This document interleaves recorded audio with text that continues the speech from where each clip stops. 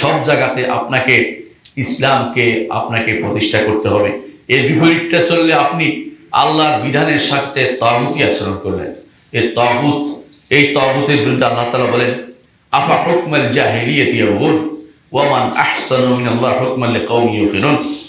তারা কি জাহিলিয়তের বিধান প্রতিষ্ঠা করতে চায়? আল্লাহর চেয়ে উত্তম বিধানদাতা কে হতে পারে? আল্লাহ তাআলা উত্তম বিধান দিয়েছেন। ইমাম ইবনে কাসির রাহমাতুল্লাহ আলাইহি সেজন্য তার তাফসীরে উল্লেখ করেছেন।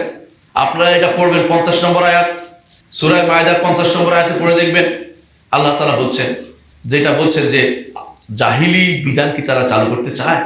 এই কথাটা ইবনে কাসির রাহমাতুল্লাহর সময় তাতারিরা চেয়েছিল। তখনকার সময় তাতারিরা মৌখিকভাবে ইসলাম গ্রহণ করেছে, কিন্তু আল্লাহর বিধান মানতে পারেনি। সালাতও পড়তো, আজানও দিত, বিচারও করতো, কিন্তু বিচারটা করতো তারা চেঙ্গিস খানের ইয়াসা দিয়ে।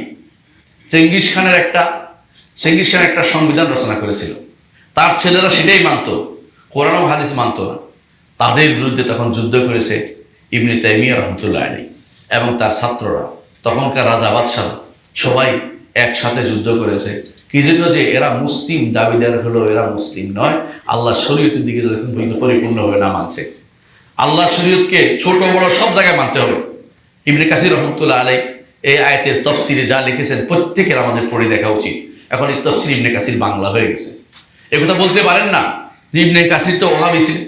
ওহাবি তো পরে আসছে, ইবনে কাসির তো অনেক আগের মানুষ, 7ম 8ম শতাব্দীতে লিখে গেছেন, সেটাকে আপনারা একবার পড়ে দেখেন। এই বিষয়ে এখন আর নতুন করে বলার কিছু নেই।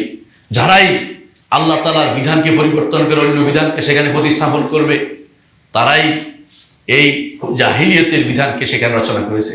আল্লাহ তাআলা বলেছেন, আফা হুকমাল জাহিলিয়াতি ইয়াবগুন ওয়া মান আহসানু মিনাল্লাহি হুকমান লিকাওমিন ইউকিনুন। যারা ইয়াকিন রাখে, আল্লাহর উপর দৃঢ় বিশ্বাসী যারা, তারা অন্য কোনো বিধানকে সেখানে পরিচালিত করতে দিতে পারে না।